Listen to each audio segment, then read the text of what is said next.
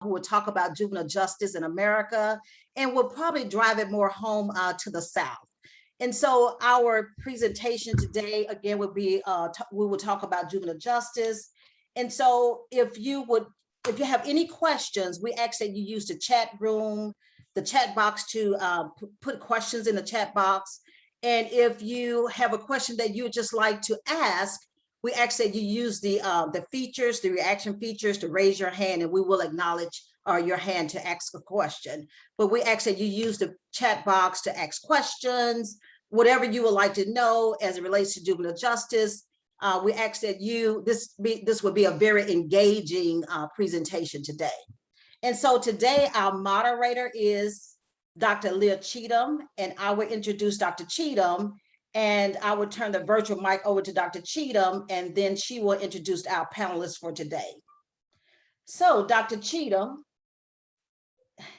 is an assistant professor of social work at the School of Social Work. She enjoys teaching graduate policy and research courses. Her research focuses on the convenience of disability issues in youth well-being, with attention towards system-level approaches to support success among transition-age youth.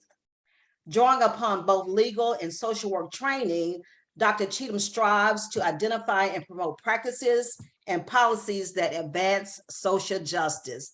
Dr. Cheatham, thank you again for moderating today's panel, and I turn the virtual mic over to you. Thank you. Thank you so much, Professor Wilkes. I appreciate that introduction.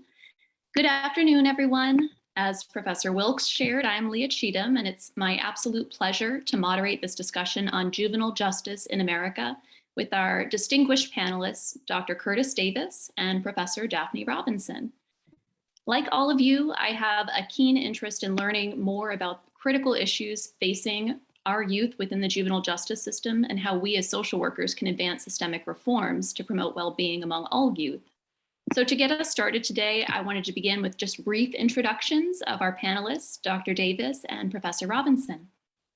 First, Dr. Davis, Dr. Curtis Davis, is one of our wonderful faculty members here at the School of Social Work. He holds a BSW from the University of Mississippi, an MSW from our UA School of Social Work, and a PhD from Tulane University. Along with experience and specialization in the forensic social work field, Dr. Davis utilizes mixed method approaches to understand, develop, and influence approaches that foster an effective and equitable incarceration and reintegration experience for adjudicated youth and adults. His work also examines how racism-based trauma is conceptualized, assessed, and treated through interventions. Dr. Davis is also passionate about the holistic and meaningful training of burgeoning and seasoned social work practitioners. Welcome, Dr. Davis. We're glad to have you. Next, I'd like to introduce Professor Daphne Robinson. Professor Robinson is a native of Greenville, Mississippi, a town in the Mississippi Delta, and currently resides in Shreveport, Louisiana. She's a graduate of Tougaloo College in Jackson, Mississippi, and the American University Washington College of Law in Washington, D.C. In 2016, she received her master's degree in public health with a concentration in prevention sciences from Emory University Rollins School of Public Health in Atlanta, Georgia. Professor Robinson is a licensed Louisiana attorney and has served as a prosecutor in family court for more than 25 years in 3 different jurisdictions in Louisiana. She's currently a consultant, professor of public health at LSU Health Sciences Center, and the author of the new book, Delinquent: How the American Juvenile Justice System is Failing Black Children. She's had an up-close view of a system that is built on institutional and systemic racism. In this book, Delinquent: How the American Juvenile Justice System is Failing Black Children, Professor Robinson reviews the history of the juvenile justice system and argues that it was founded on white supremacy and systemic racism. Professor Robinson argues that in order to overcome the racialized history of the juvenile justice system, policymakers should apply public health strategies that focus on data, trauma, and implicit bias training. And many of you might have seen at some point we had Miss Joanne Terrell, was planning to join us, but she was at the very last minute brought into a court-ordered mediation this morning, and we believe she's still engaged in that. So unfortunately, she will not be joining us. unless she comes in midway, in which case we'll welcome her into the conversation. So just to get this conversation started, we're so appreciative of both Dr. Davis and Professor Robinson's time and your willingness to share knowledge with us today. I thought it might be useful to begin the conversation with some macro level discussions around the juvenile justice system, and then we could move into micro level focused discussion around individual social work practice within the juvenile justice system. And as you might sense where this conversation is going, given Professor Robinson's bio and her recent book, it might be helpful to provide some additional context for this first question. So for decades, research has consistently demonstrated that youth of color are more likely to be arrested, detained, and confined when compared to white youth, and they're more likely to be tried as adults within that system. And while these statistics are well recognized, what we might be unaware of is that this problem is actually getting worse, not better. So between 2005 and 2019, the Office of Juvenile Justice and Delinquency Prevention reports that the juvenile justice system saw a 5% reduction in white youth processed within the system, but a 2% increase of Black youth processed within the system and a 3% increase of Hispanic youth who were processed within the juvenile justice system.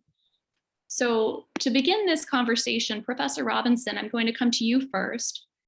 Could you just shed some light on the reasons the juvenile justice system is failing Black youth? I mean, this continues to be a problem we deal with, so we'd love to hear your perspective around this. Well, thank you, Dr. Cheatham. Thank you for the fine introduction. And I want to thank also Professor Wilkes for inviting me to participate. She is a lifelong friend. We graduated from high school together. We've known each other since day one, as they say in the community. And also, I'd like to acknowledge Dr. Davis and his work. The question is a very difficult one. What I think of it, my own presence in the juvenile court. As you stated, I was prosecutor for 25 years in 3 different jurisdictions in Louisiana. And in the last jurisdiction, the public defender was Black, the prosecutor in the courtroom was Black, and the judge was Black. The elected district attorney in the city of Shreveport is African-American himself. And so the question really goes deeper than just a matter of race and racism. It really is the system itself. I mean, the system is so, I look at it as completely intractable, that it's like an iceberg. I use that example in my book, that it's like an iceberg. And that, at the top are those things that we've already dealt with, overt racism. You don't really see a lot of instances of people just saying, hey, this kid is Black and I'm going to charge him with this crime. But below that iceberg are all the other things that contribute to the system breakdown.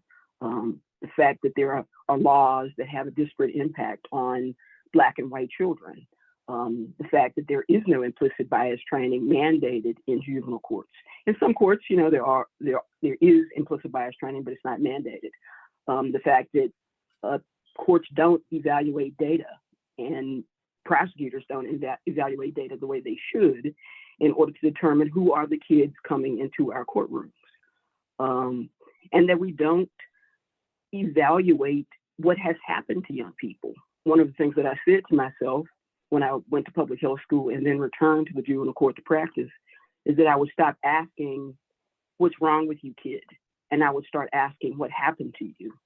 Because so many of the children that we encounter, children of color particularly, have all kinds of trauma. They've experienced all the adverse childhood experiences that we talk about and that we read about in our work. That so many of the children there, a majority of the children I came in contact with, fathers were incarcerated, mothers were incarcerated, drug abuse, alcohol problems. And so there's so many issues that lie below the water that we still must deal with in order to help the children, that are in our courtrooms.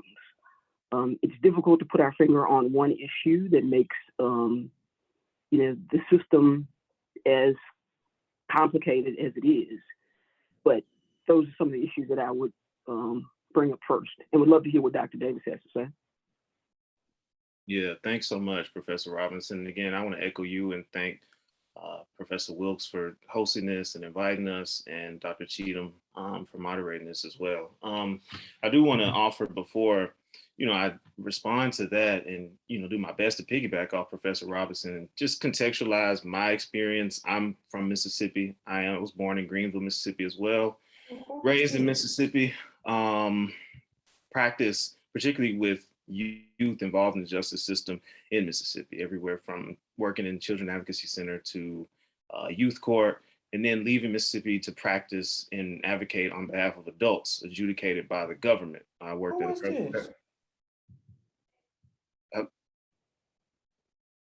Can y'all hear me? I think somebody might be unmuted. Yes, I apologize. Okay, I Dr. was like, Davis. all right. Can everyone mute their audio, please? So let's say, I was like, Leah, can you do my intro again? Thank you, Dr. Davis. We can hear you. and then, working with adjudicated youth. So I just want to offer kind of like who I am and the settings that I've been in, how I kind of contextualize my responses. It is sort of contextualized, as Professor Wills mentioned, by practicing in the South, deep South. So my response to that, Professor Robinson said something I think is really, really intuitive and powerful. She said that the system doesn't evaluate kids coming into the courtroom, and taking some notes. I wrote and reflecting on my experiences how, the system doesn't do that. The system may not also kind of evaluate or sort of, quote unquote, keep in check those who have the power and who interact with children and these youth. I'll give an example, particularly in the city and town where I'm from.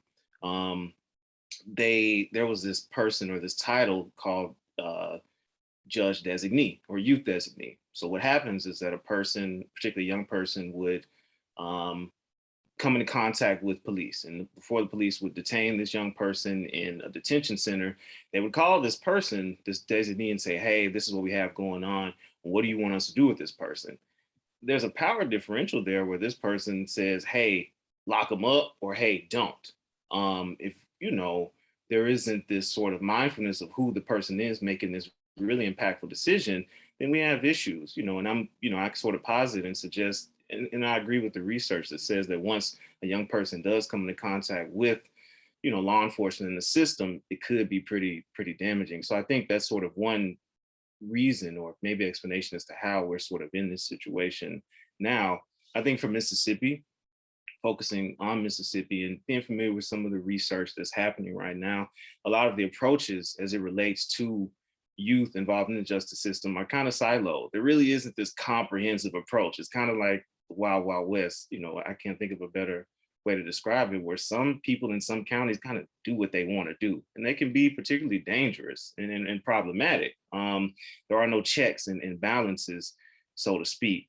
And I think another thing that I always try to mention when we have these talks is this information sharing and how we do it. I know working a lot with students, and when we talk about research and demystifying it, particularly for like the academy and in higher ed, I talk about how, hey, it's really important for your research, as robust and intuitive as it is, to be digestible to the greater public. So we may have this thing where information is being shared, but it's not being shared with the people with whom it needs to be shared with, for instance, like stakeholders and community members and parents and guardians and people who, if they knew and were aware of some of these trends and some of these practices that were being carried out by these people who hold the power, some things could be different. So that's my response to that. Thank you.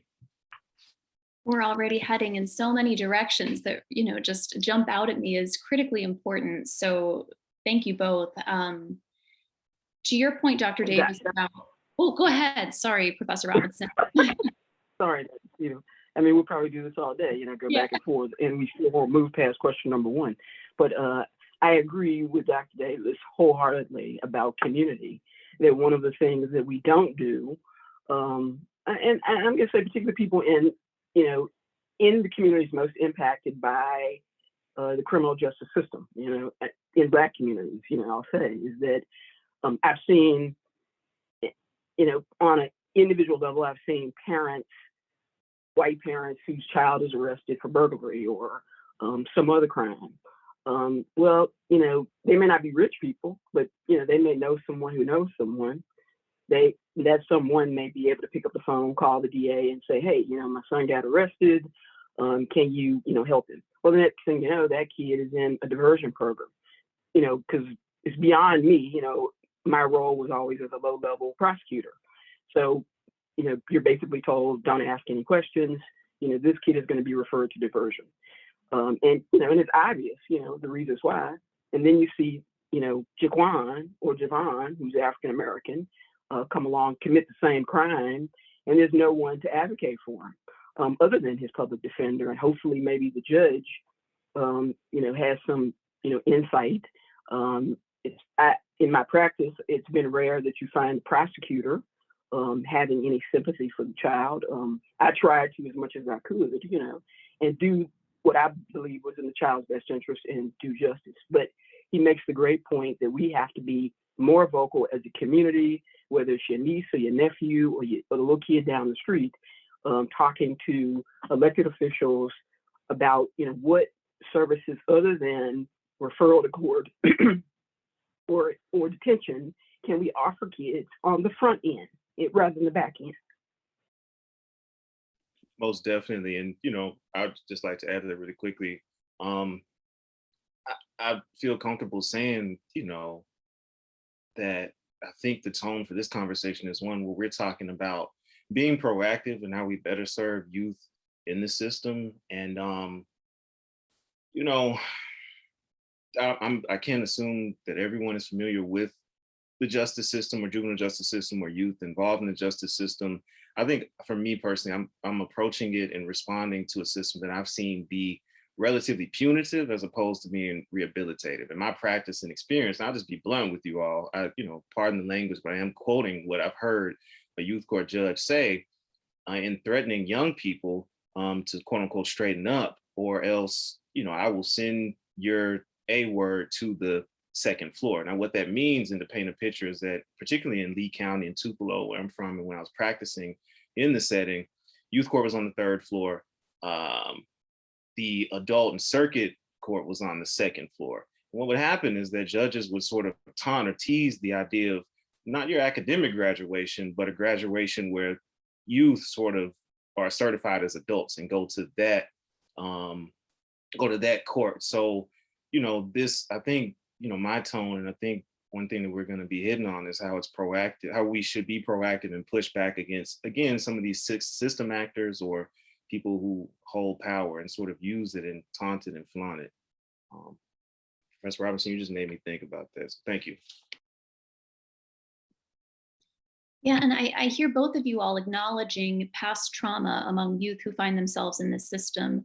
And I told myself I would stick to my moderator role and not comment, but I'm finding it really hard to not see the connections, even to my own work that focuses on youth with disabilities who have system involvement within the child welfare system, within the juvenile justice system. And unfortunately, these systems are often not speaking to one another and not sharing data about who these youth are that are showing up in multiple systems. And we're not thinking about youth in the way that Dr. Davis said, in a way that's rehabilitative. We're thinking about how do we scare them into doing the right thing. And many of these youth don't have the resources to do the right thing. So there are a number of issues systemically, which brings me to a question we have here in the chat, which I think gets at this system level challenge. So for our panelists, is there a particular initiative or structural change that could be instituted that would allow those within the juvenile justice system to work more collaboratively with social workers? And they have a quick follow-up question that you can kind of tuck away for later. As a follow-up, what do you envision as the ultimate holistic goal to deal with the trauma that juveniles face? And I'll open that up to Dr. Davis or Professor Robinson, whoever wants to take that first. I was gonna let Dr. Davis go since he's a social worker. I'll do my best. Yeah, I saw this question, Madison, and I appreciate you asking it. One thing that I did want to mention, and I guess it could kind of speak to this as far as instituting some different practices or paying attention to structures. I think it's really important to be mindful of the laws and systems that sort of support this support the behavior and like the inequalities around this particular justice system.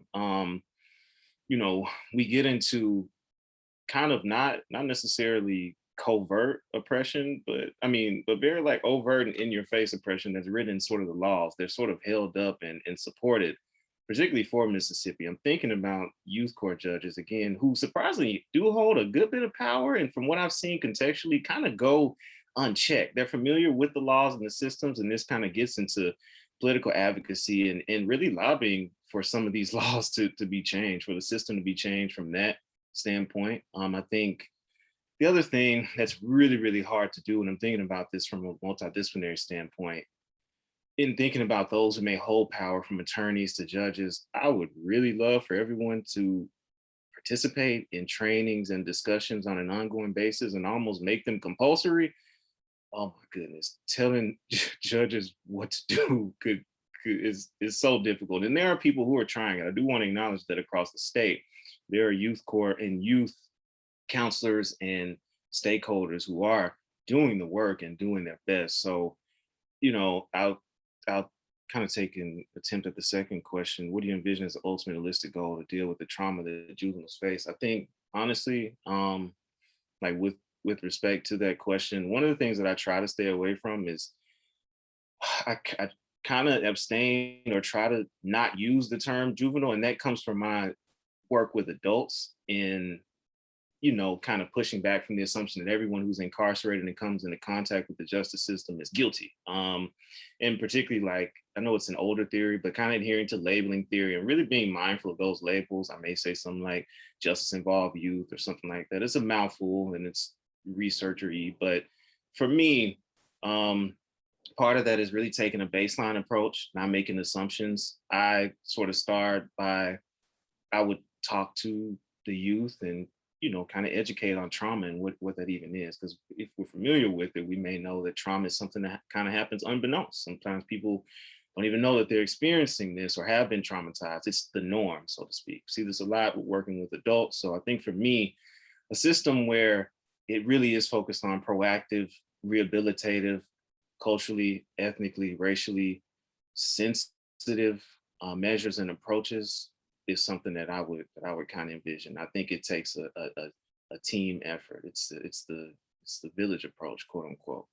The burden shouldn't lie on one specific profession, so to speak. And I think this is something where stakeholders do have to come together and be mindful of the system. I'd be remiss if I didn't say that I think that this kind of flies under the radar for a lot of people, even still. And, you know, it's important to be mindful of it.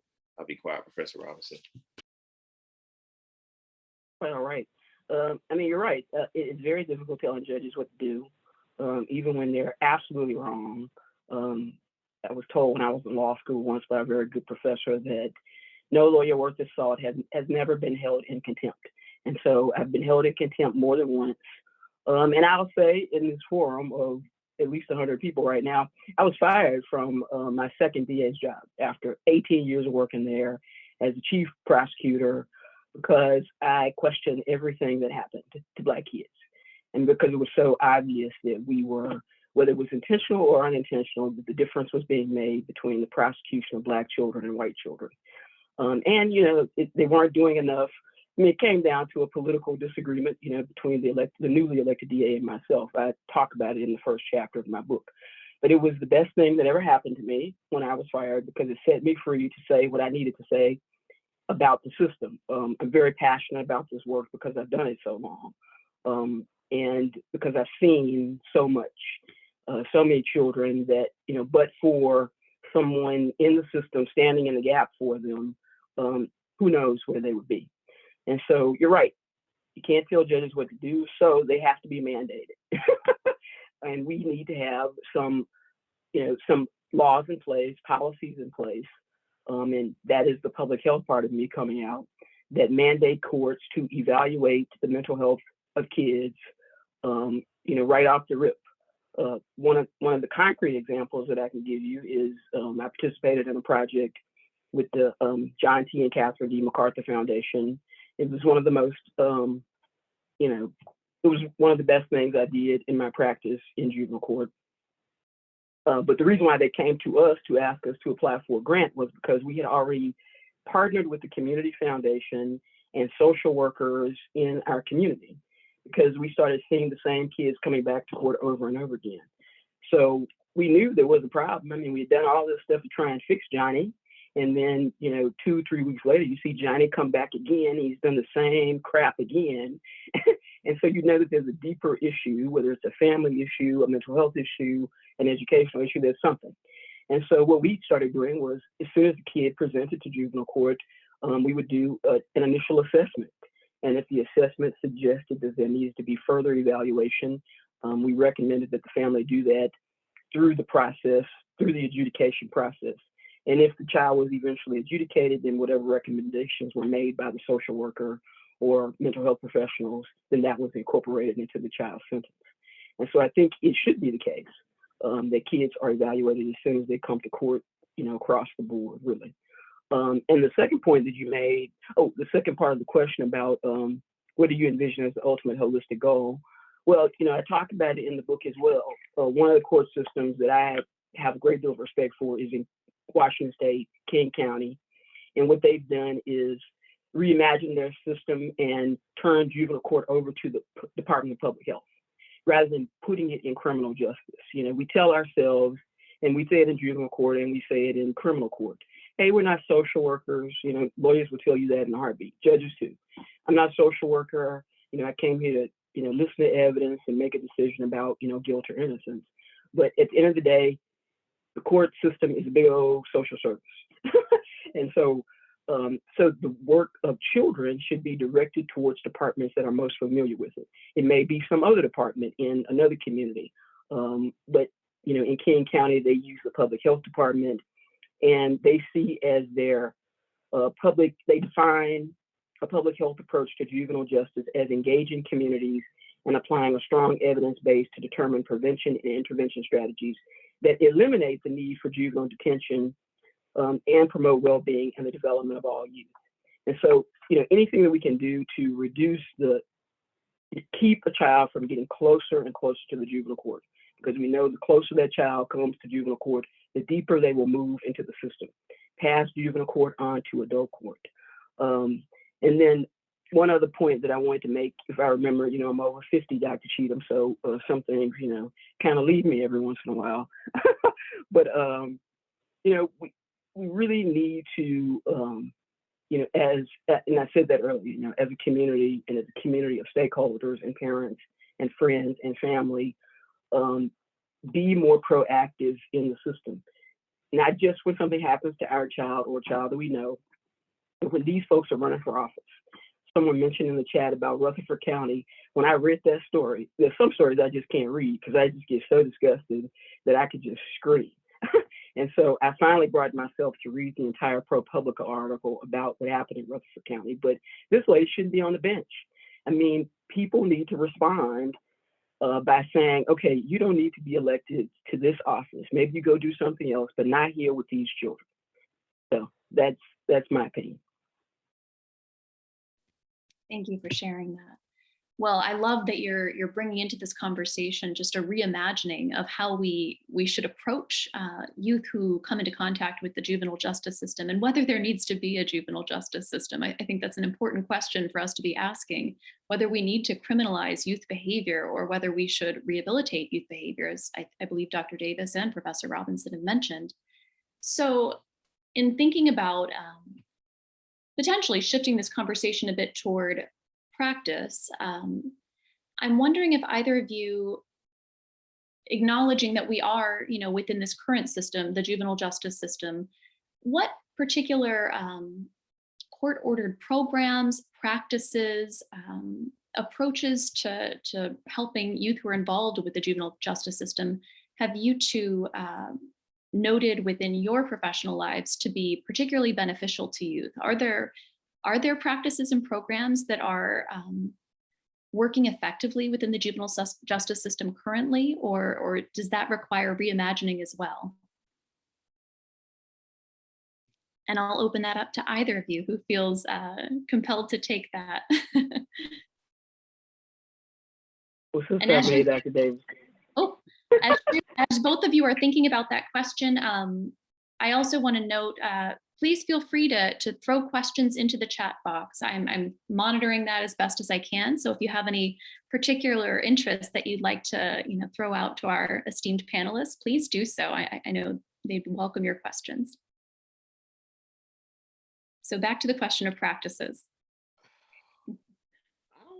I don't know. I'm working with a really, really brilliant student right now, and the student is interested in really understanding and looking at practices for this context and also in a rural context. The student has acknowledged that working in more populated, more resource-heavy areas is very different than working in a rural town in Alabama. I won't say the town, but I don't know. Again, it goes back to my comment about the approaches sort of being siloed. Now, I know that youth court judges in particular meet fairly often, but I don't know how often they share information with courts. And again, whether or not it's consistent and whether or not it's effective or based in empiricism or how research informed it is. So I don't know. And I'm also thinking about how, and this may go to the other question, how that change can be affected again by getting judges and getting court system actors off the bench and out of the way, for lack of a better term, but also shifting resources and money. My experience in Mississippi and working in the agencies that I mentioned, a lot of what we wanted to do and what we were trying to do was really stifled by a lack of funds. Unfortunately, money in America talks. And when these monies aren't being diverted to these programs and to these trainings, or even if we are aware of those cutting edge trainings, being able to access them without having to pay a lot for them has been, I think, was a bit difficult. So I don't know. I don't know, Dr. Cheatham. That may not be the It's fair.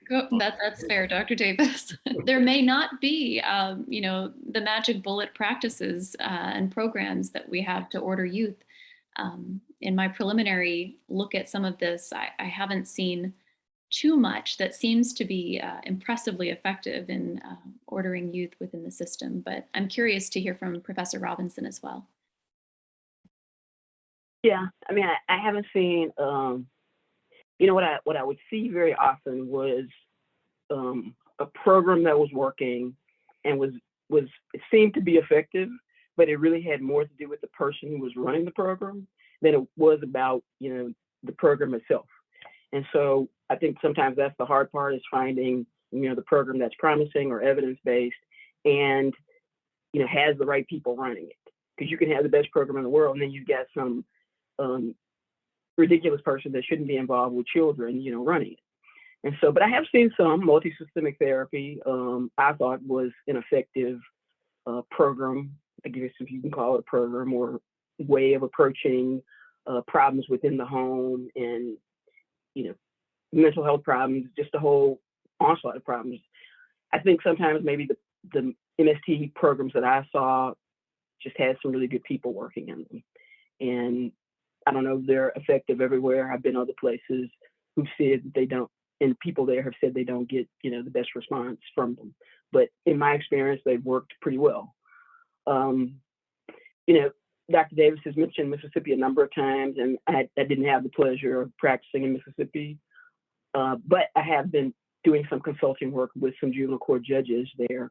And what I find is that it is like it is everywhere, a lack of resources, but I think in Mississippi there is an abject lack of resources to the third power. And that what I learned when I first started as a prosecutor, I kept thinking, where am I going to send these kids? If they're put on probation and all somebody's doing is just calling them every once in a while and checking on them, I'm going to see this kid again, and that's what would happen. And so what I started doing was looking for programs for myself and trying to figure out how, as a system with no money at the time, how we can do it together. I needed to find other like-minded people who were as passionate about the system as I was. Fortunately, at the time, there was a judge that I was working with who was. And so sometimes you're not going to have the money to do the work, You're going to have the passion and just the drive to find the good idea to do the work. And hopefully someone along the way, will acknowledge that and give you some money to make it across the board, to make it systemic. Thank you, Professor Robinson and Dr. Davis. We had a message in the chat. Professor Starks was actually mentioning a program that targeted Black female teens that came out after a national study. I'm not sure if either of you are aware of that or if Professor Starks wants to speak more to that program, but I'll just leave that there. Professor Starks, did you want to elaborate about that, or? I was just asking if any of the programs that came out from that study were found to be effective. That was what I was, since you were talking on what worked. Mm-hmm. And after that national study, I was wondering if any of those programs were found to be effective once the study was released. I'm not sure of the specific programs that you're referring to, Professor Starks, but you'll hear people say in the juvenile justice system that working with Black girls is difficult, which would really drive me crazy. And when that it's not the child, it's who's working with the child and the efficacy of the program that's being used. And so I would love to know the name of the program, of the study, number one, and to take a look at some of the programs for Black females, because I do think that we don't do enough for Black females in the juvenile justice system. I'll look it up and put the study in the chat. Thank you. Thank you so much. Oh, we have another question here from Sasha Moore. What are your thoughts on schools including more school resource officers? Do you feel it's increasing the negative impact of the school to prison pipeline? This is a really interesting question, and it goes back to our multi-systemic issue. This is not isolated within a silo of the juvenile justice system, but the juvenile justice system interacts with so many other systems. So thinking about schools and school resource officers, what are your opinions about that issue? And maybe we can start with Professor Robinson, since I see you're unmuted. I write, a couple of chapters, I think, about school resource officers. My unvarnished opinion is that we need to defund. I know that's a negative word in our culture, I suppose, but I think we need to defund them. And I don't say take all the money away from resource officers. I understand the goal for which they were put into schools, that, the idea was that they were going to respond to the numerous mass shootings that we have in this country. And when that's probably more a gun problem than it is, a kid problem. And so, but I do think that we need to evaluate how much money that we're contributing to SROs and the like in schools. And some of that money needs to be redirected to mental health professionals, social workers in schools, and more productive programs. One of the programs that I would suggest for schools is the restorative justice circles. Because what I saw in practice, especially the last 4 years of my criminal justice practice, was that kids were being locked up for some ridiculous charges. Kids are tussling over something and they bump into the teacher, well, that becomes a battery in Louisiana, and that carries a penalty of 6 months, possibly 6 months probation or 6 months detention. And there were times when I was literally the one, as a low-level prosecutor, trying the case, rolling my eyes in the back of my head, thinking, why am I here? And so, sometimes, as actors in the system, we don't have much control, and that contributes to the disproportionate and disparate effect of what happens to children in the system. Had it been left up to me, I probably would have dismissed every case that came to court that was as low level as that. But, and as I say in the book, police officers are not taught to diffuse situations and to de-escalate. They're taught to find out what happened and then to arrest somebody. I mean, that's not, peacekeepers is not necessarily their role. And so we need to look at alternatives like restorative justice circles, where if a kid commits an offense that is totally school-based, that the school takes the opportunity to sit down with the young people and their staff and say, how can we work through this? what can we do in the school system to, make you accountable for what you've done, and also to try and keep you in school, because kicking a kid out isn't going to do anything but make the situation worse, in my opinion. Yeah, Sasha, I think those are great questions. I think those are great research questions, practice questions. I think that I'm putting myself like in the mindset, or assuming I'm practicing as a school social worker, and I'm thinking about all this great work that I'm doing with a young person and a resource officer who really isn't that informed, who isn't that intuitive, who may be biased, coming in and just really tearing down all my good work. And I think that I would have a problem with that, not only by their practice but by their appearance, to be honest with you. We have seen images, and if not, we can familiarize ourselves with images where what we see at a prison, say in Angola, may not look that different from a ABC middle school, so to speak. What's happening, and what we may be seeing, is how schools are really looking more like facilities as opposed to warm learning environments. And I mean, personally, without really having done the research in response to your second question, just me personally, I think so. I think that there could be an increase in that negative impact. Prison is big business. There's a farm system that one could posit that is in play, where we know that if a child is being considered unruly or problematic around third or fourth grade, that child is kind of marked as being a prime candidate for being a person who should be incarcerated. When that person is incarcerated, there are dollars behind that. So I think so. I think so. And I think that we should always ask the question. I mean, for me, personally speaking, as a new parent, I was vigilant, but now I'm going to be very much so more vigilant of a school that I take, my children to, where I notice there's a resource officer here, but their friend that they met at the park, their school doesn't have one. And speaking particularly and contextually being in Birmingham, if you're familiar with Birmingham, Alabama, and this sort of white flight that has existed, from what I'm learning in the city, you learn that the schools kind of on the border of Birmingham may not have resource officers. The schools in the city may. So there's definitely a pause where visually, if you're seeing it, there are questions that should be asked. But yeah, I would say so. I would say so, Sasha. Well, I mean, and actually, there are studies that have been done that show that the number, that because there's been such a dramatic increase in the number of resource officers in public schools, that the Department of Education shows that there has been an increase in the number of children of color who have been kind of pushed into the juvenile justice system as a result. Because in my opinion, schools have abdicated their role as disciplinarian. Professor Wilkes knows that my father taught fifth grade for, he may have even taught her, I've forgotten, but he taught fifth grade for 30 years in our hometown of Greensville. And when I told him, when I talked to him, especially in writing the book about SRO officers, like, can you imagine an armed officer in a school at the time that he was the disciplinarian? I mean, he was the person that other teachers brought their kid to be disciplined in some way.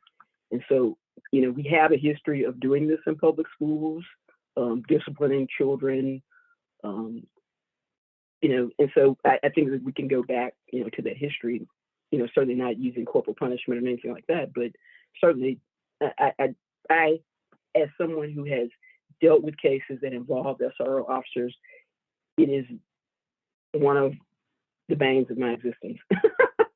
And it's not something that I advocate for at all.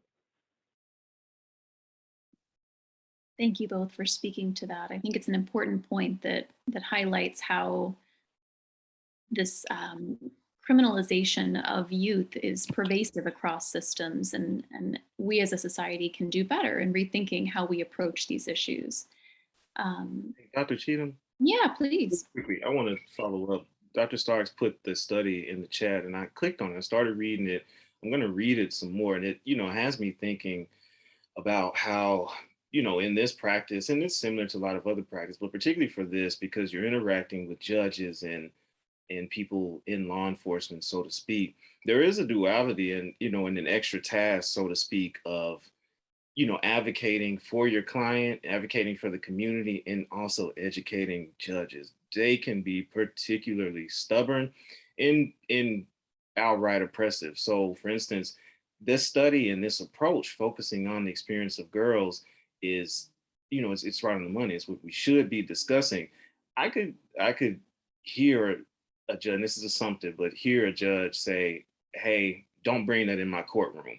I've heard of judges kind of like Xing out practices or approaches that we believe in that they just don't really believe in. So there's this extra step and this arduous task of gaining that buy-in, unfortunately, from judges. And it makes this practice really difficult. Like now I'm thinking about some of those experiences that I had where it's tough. So even with these really, really great approach, these equitable and sensitive approaches, there is a system at play where there are judges that either don't want to hear it or kind of quash it. I mean, it makes the work really difficult, unfortunately. Well, we're having a really rich discussion, and I hate to be the person to start tying it up, but I believe we only have room for one more question before we need to pass off to a discussion around our CEs for this event.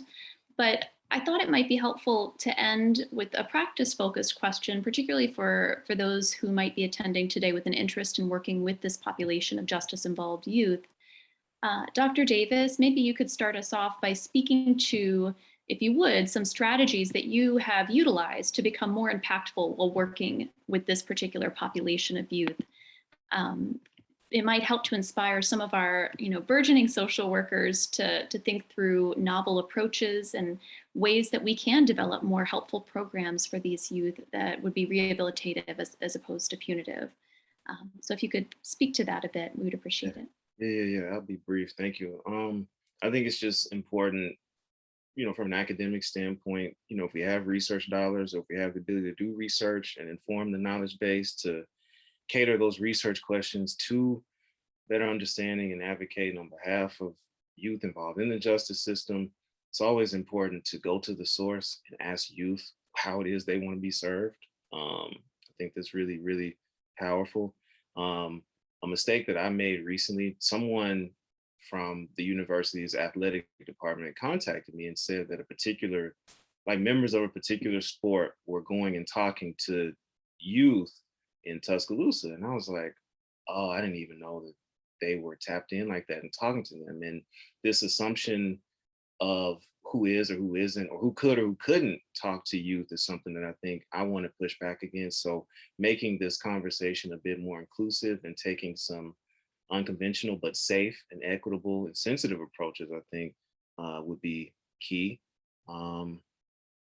And again, going back, what Professor Robinson mentioned, just being proactive, trying our best to be proactive instead of being reactive, and coming up with approaches, I think is going to be would be helpful in that. So, and then just sort of remembering that these are developing people, these are youth or young people, respectfully, and there is a particular onus on adults to really do that work. There's some development that still needs to happen for these young people, so it does put some onus on us to kind of quote unquote fix it, or to do some more work. So thanks. Thank you for those points, Dr. Davis. I love that attention toward who it is we're serving and what their needs are. Nobody knows what they need more than the people who are receiving the services, right? We can't forget that, particularly as social workers. Professor Robinson, did you want to add any thoughts about that topic or concluding thoughts generally as we prepare to end our event? Yes. Again, I appreciate the invitation so much. I've enjoyed the discussion. I think that we could have gone on another couple of hours. But one of the reasons why I wrote, and this addresses a question that was asked earlier by someone who seemed to work in the system in some capacity. But the reason why I wrote the book was it was sort of a challenge that was put down by Michelle Alexander, who wrote the book, The New Jim Crow. And she said for those in the juvenile justice system and those working with women and girls in the system, her story was about African-American males in the criminal justice system. And she challenged us to go out and tell what we saw, what we have seen in the systems that we've worked in. And that's what I've tried to do. And for those that are working in the system, continue to ask questions. I mean, it's going to be difficult. There will be people who give you pushback, judges and public defenders and prosecutors, but ask the questions. When you see that one child has been given one sentence and another child got a different sentence, ask as politely as possible the reason why, and just continue to ask those questions and continue to do the good work that you've been doing in the system. You may be the one person standing, as I said, in the gap for a child who needs someone to move them to the next level. Thank you so much, Professor Robinson. So before we wrap up, I just wanted to briefly acknowledge that we did have a couple of really interesting comments and resources within our chat. And if there were questions that we didn't get to, please know that I don't want to overextend, but I'm happy to help with this. Professor Wilkes and others who might be coordinating, I'm happy to recapture some of this information through our recording and send this out in some way if that would be useful. But I did want to take some time to thank both of our esteemed panelists today. We have, again, Professor Daphne Robinson, and if you were interested in hearing some of her thoughts about all of these issues we discussed, I would imagine her book would probably elaborate further. Delinquent: How the American Juvenile Justice System is Failing Black Children. And again, thank you to Dr. Curtis Davis, one of our wonderful faculty members here at the School of Social Work. If you're in the Tuscaloosa area, I'm sure he would love to chat with you further about any of these topics. And with that, I wanted to pass over to Peggy Swales. Trosper now. I believe I need to update my naming conventions for you, Peggy. Excuse me, Peggy Trosper, and who's going to speak about CE credits. Yeah, thank you, Peggy. Yes, I apologize. Yes, thank you all for joining us today. Today's program does qualify for one CEU, one contact hour. So we'll be sending that out to you either this afternoon or tomorrow morning.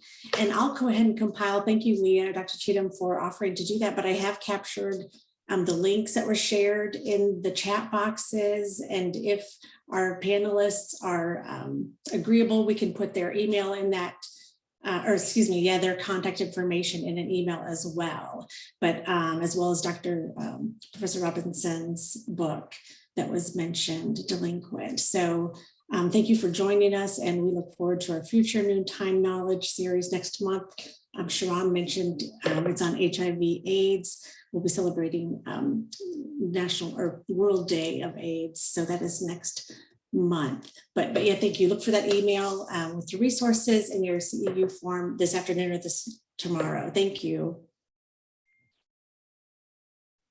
Again, thank you all for a great discussion. It could not have been possible without you all. Dr. Cheatham, thank you for always answering the call. My very good friend, classmate, childhood friend, and I could go on with Professor Robinson. Thank you so much for always answering the call, even when we don't talk every day, but thank you so much. Dr. Davis, thank you also. And thanks for everyone who took time to join us today. And so I received a message saying that retired Senior Vice Chancellor Charles Nash is with us today. Mr. Nash, if you would like to say a few words, feel free to unmute your mic. But we thank everyone for joining us today. This segment could not have been possible without your attendance. And again, save the date for December 1st. It is World AIDS Day, December 1st. And we have a great panel to talk about World AIDS Day, particularly with a focus of HIV in the South. Again, thank you and have a great rest of the day. We had one in the chat room. Someone asked, how would they be able to get the forms? Peggy, this is to you. So they have multiple people in the room, and how would they be able to get the forms, for more than one person to complete? Yes. Yes, I'll go ahead and put my email in the chat. If they want to go ahead and write that down and send me the information, the list of the individuals and their email addresses, and we'll get that to them. Thank you. And I do think that Dr. Nash is on. Yeah, that's what I was going to say. Dr. Nash had unmuted himself. Yes, I can. Dr. Nash. Thank you all so very much, Dr. Robinson, Dr. Davis, Dr. Wilkes, all of you for doing this. This is such important conversation, and I'm just trusting that what we've learned today and what we will pursue in our studies of juvenile justice and justice for all of our children will be beneficial to them. So thank you so very much. And I really appreciate our School of Social Work for bringing this conversation forward.